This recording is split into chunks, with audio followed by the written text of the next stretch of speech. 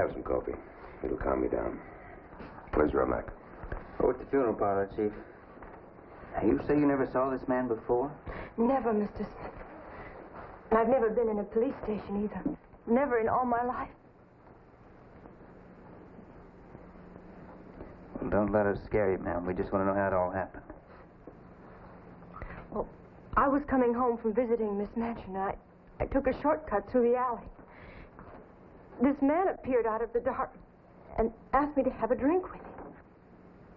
I told him I never touch liquor and I never talk to strangers. Then he shoved me against the wall, real angry like, grabbed my shoulder and cut it with his ring. You really fought with him, didn't you? I don't remember. I guess I must have grabbed his gun from his holster and shot him. 3 times, Miss April. We're not holding your act against you. Not in any of the 3 months that I've been here in Denver has anyone so much as looked at me. I wouldn't go as far as to say that. You're a mighty pretty girl. I guess I've been too busy being bookkeeper for Mr. McCready to notice any gentleman's glances. Yes, ma'am. Well, here's his things. How are you, Miss April? Just fine, Mr. Romack. Good. Well, I asked around. Nobody seems to have seen the fella before. Can't have been in town long. Of course, it's getting to be a pretty big town. M. Clarkson. Yeah. Name mean anything to you? No, but it looks like he spent a little time around Sacramento. Stable bill, laundry bill. Must be his hometown. Will you gentlemen be wanting me for anything more now? No, that'll be all. George, you want to see Miss April to her room? Sure thing. You will try and find out where he came from. No matter how bad he was, there might be someone who'd want to take care of his remains. That's exactly what we're going to do, ma'am. We're going to wire Sacramento tonight. If he has any friends or kin there, the authorities will locate them for us.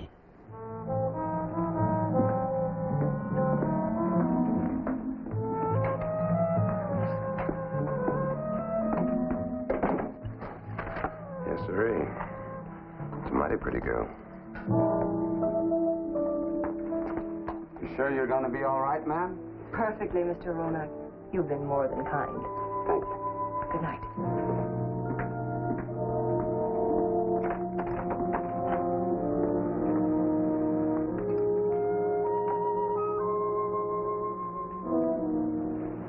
Dakota?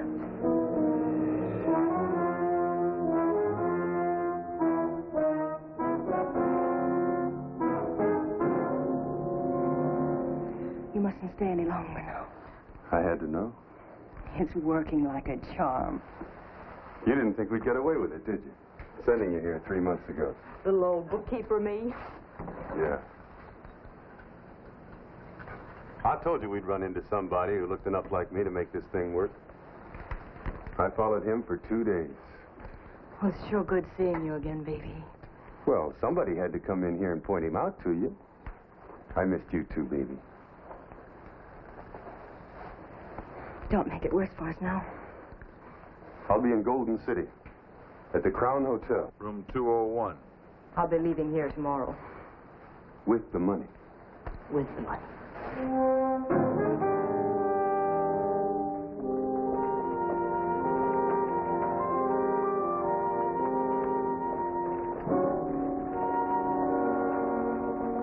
$5,000, Mr. Smith. You mean to tell me Miss April Fenshaw will get $5,000 reward for this gentleman? You can read the telegram, Mr. Gratz. Sacramento Police. M. Clarkson, known as Dakota Jackson. Physical description, including ring, watch, and age, makes positive identification. Why, he's wanted for 3 bank robberies and a train holdup. Didn't you have a wanted poster on him? We had one. No picture. Miss April will be a rich woman, won't she? Well, let's say comfortable.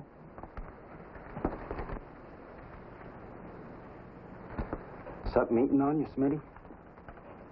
Did you notice Mr. Dakota Jackson's hands? Well, what about him? Well, he must only have worn that ring of his after sundown.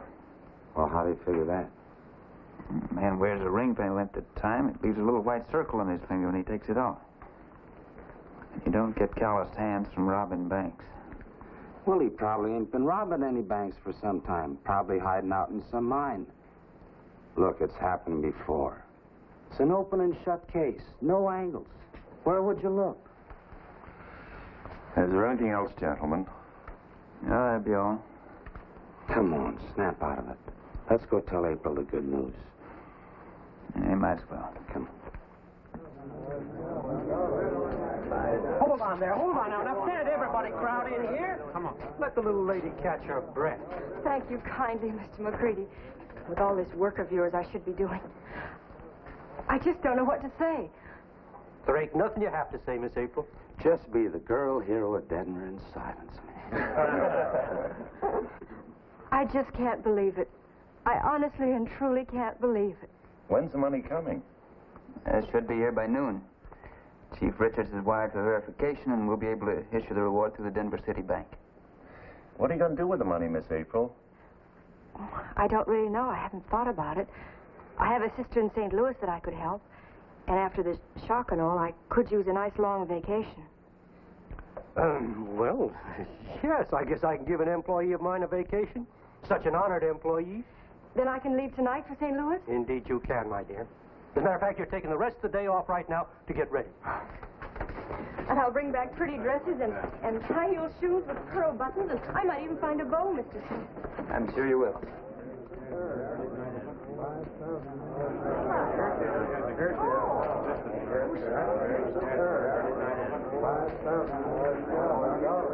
I guess my papa was right. He said hope is always immortal. Yes, ma'am. Just don't leave without all that money. You're joshing me, aren't you, Mr. Romack?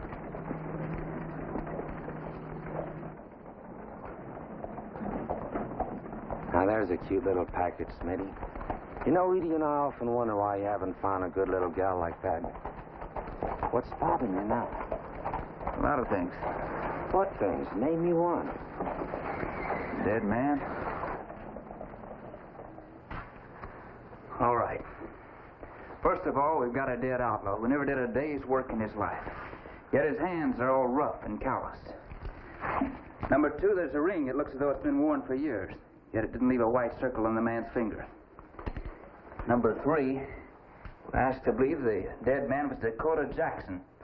Probably one of the fastest guns in the Southwest, yet a pretty girl has no trouble gunning him down. And that's why Smitty sent all the men out. When we couldn't find you, that is. But that wire from Sacramento absolutely identified the dead man as Jackson, didn't it?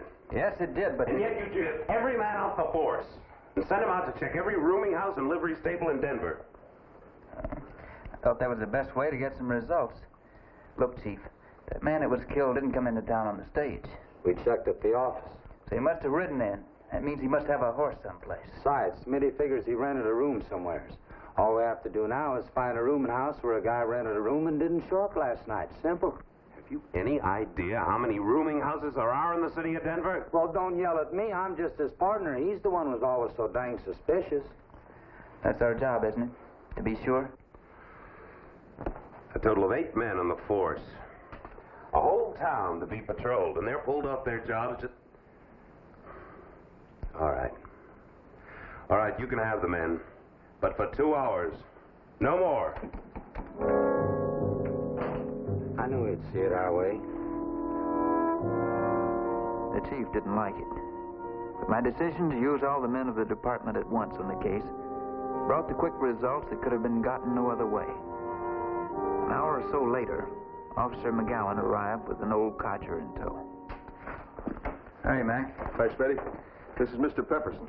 Detective Smith and Romack. Howdy. How are you, sir? Is that on a job you gave us, Smitty? I met Mr. Pepperson here at a rooming house over on 6th Street. He showed up there looking for his partner, a man named Johnny Corrigan. So? That's what I want to know. This feller here, he gets all excited when the landlady says that Johnny didn't come back to his room to sleep last night. If you fellers knew young Johnny like I do. Descriptions match? To a T. Now, listen, what's going on here? What's all the fussing? Mr. Pepperson, you mind telling me what you do? I'm a miner, mister, with a claim over in the Platte country. And Johnny Corrigan is my partner. And if Johnny wants to have himself a time when he gets into town, it ain't no never mind to the police. That's right, Mr. Pepperson, except... Landlady say anything else? Nothing, Smitty. I took him to all the livery stables between here and the rooming house looking for Corrigan's horse. We found the animal at Sam's. That the stable behind the hotel? That's right. Riley, the hostler over there, says the man in last night's fracas owned the animal. Now, look, I'm asking you fellers just once more. Now, what's going on here? And where's Corrigan? I think we better go to the livery stable and have a little chat with Riley. You stick here, Mac.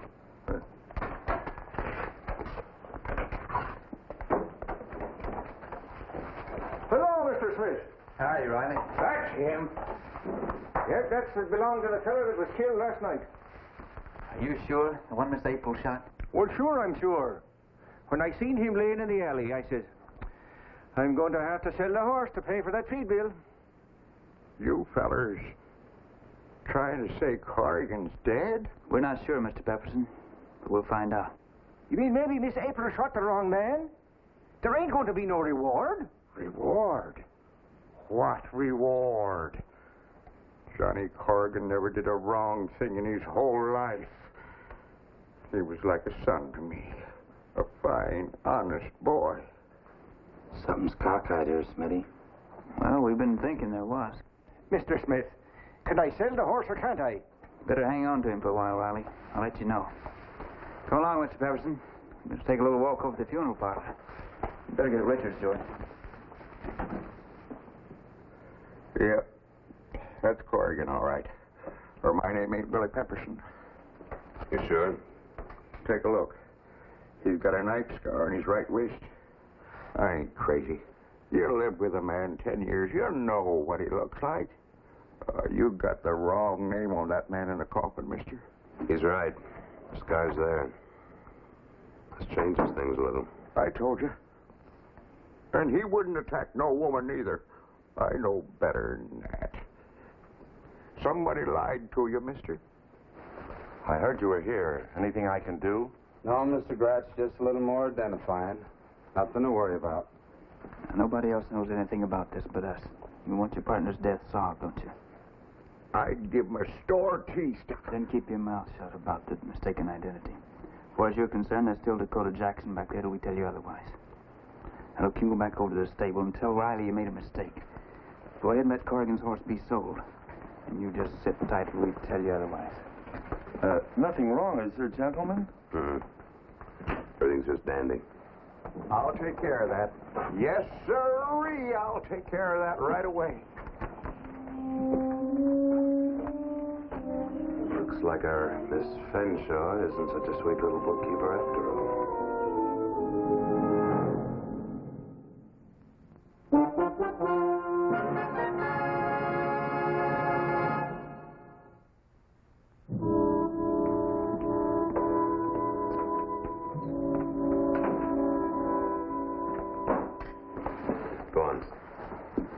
Well, I'm saying all of Dakota Jackson's identification must have been placed on Corrigan after he was killed. You buy that? Right.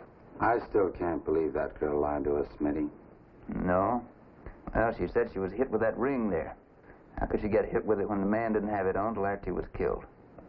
You sure she didn't swing this alone? Dakota had to have been with her. Where'd the ring and the watch come from? She didn't have a purse. Who carried away Corrigan's possessions? Boy, what someone will do for $5,000. No, it was for more than that, George. It was real smart. Jackson not only placed himself in a pauper's grave so the law would stop looking for him, but he had the audacity to let his lady love collect the reward for his death. Well, how do you want to handle this? I don't figure Dakota's in town. Not if she's leaving tonight. They'll probably meet someplace. George and I'd better follow her. You don't have to make a speech, Miss April. We just hope this money brings you a lot of things that, at this moment, I'm sure you don't anticipate. Yeah, well, looky here. So, Riley, help the little lady with her thing. Don't stand there like a jaybird. Now, you watch out for that money, Miss April. Guard it with your life. I'll be sure and take your advice, Mr. McCready. Thank you all. Thank you for everything.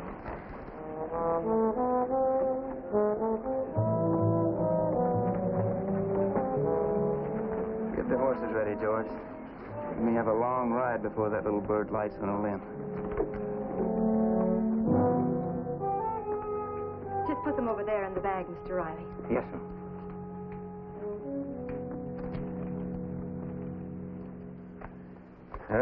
Had a scare this morning about you getting that reward money, Miss April. What kind of a scare, Mr. Riley? Well, this fella coming into town got his eye on a horse that I just sold. He claimed it belonged to his partner, whom he couldn't find. Well, for a minute, we all thought that the man you shot was the fellow that was missing and you hadn't killed Dakota Jackson at all. Who thought that, Mr. Riley? Mr. Smith, Mr. Romack. And they all went over to the funeral parlor to straighten things out. Straighten what out? Oh, it was all cleared up finally. The fellow Pepperson come back, said it was all a mistake, that the man in the coffin wasn't the one they was looking for at all. Funny thing, though. He told me to forget the whole business, to say nothing to nobody. Now, why do you suppose he'd say a thing like that? Maybe he had a reason. What kind of reason? Maybe he wanted to play a trick on us. And Mr. Smith was in on it, too, and that's why no one said anything to me about it. Maybe. But you got the reward money, that's all that counts. Is there anything else I can do for you, Mum? You've done more than enough, Mr. Riley. All right. Good day, Mum.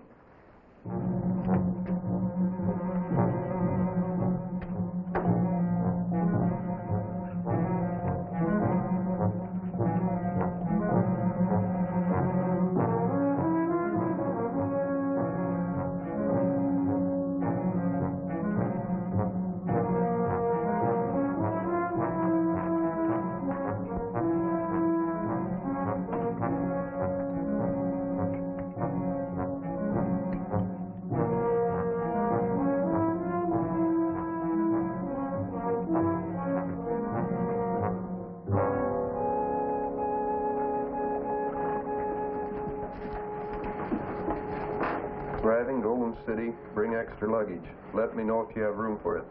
Deliver Crown Hotel, James Brown. That'll be 4:20. Didn't know you knew anyone in Golden City. Just a distant cousin. I wanted to tell him of my good fortune. That will get there before the stage, won't it? It'll be there in about an hour. And good luck to you, Miss April.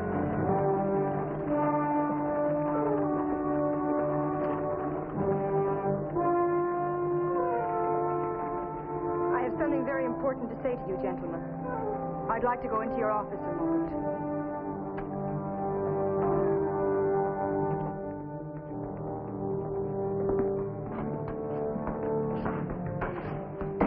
Could we be alone?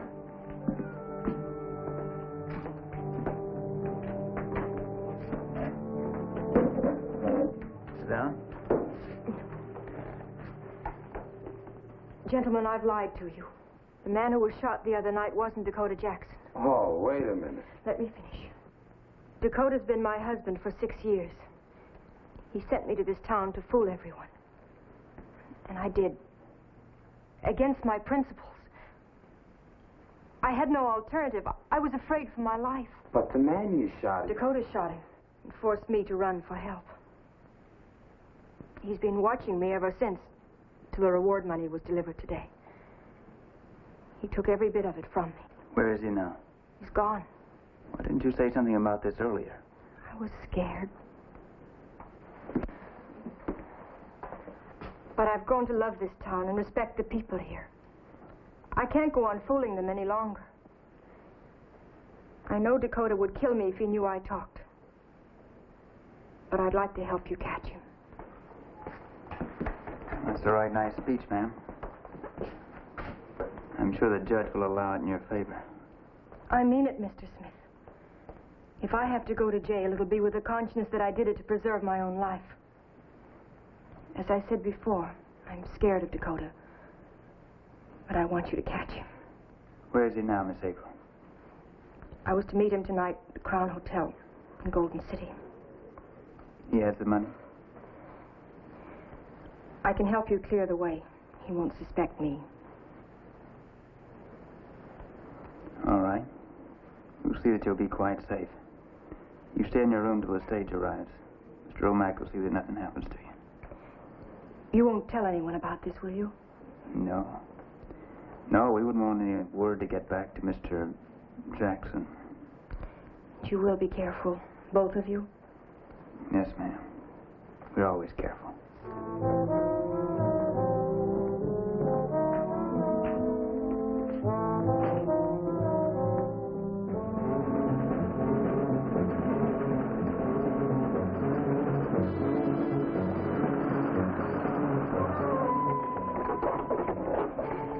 Such a nice going away they gave me. It's going to be real sad having to go back and tell them all the truth about me. Yes, ma'am.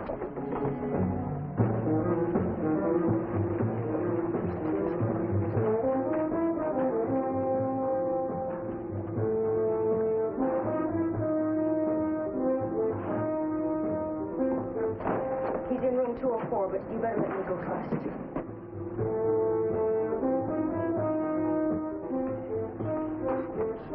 Just a minute. We're just visiting a friend.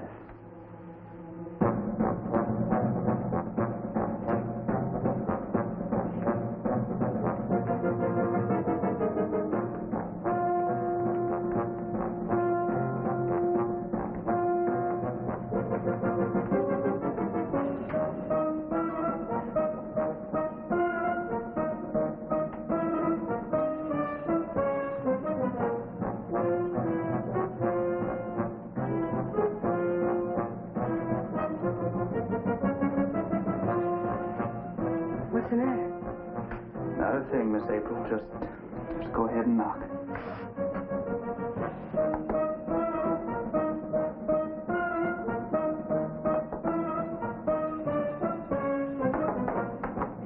Dakota, it's me. Dakota. Smitty!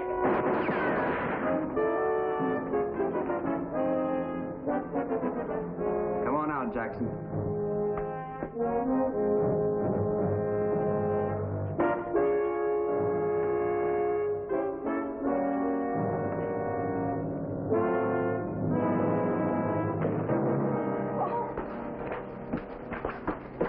What's going on here?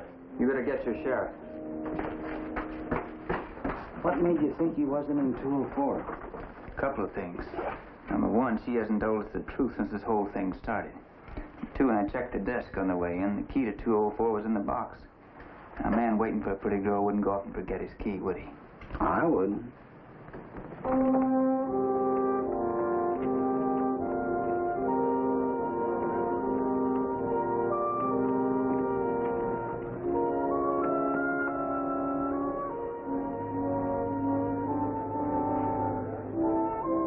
Here it is, Chief, for whatever it's worth to you.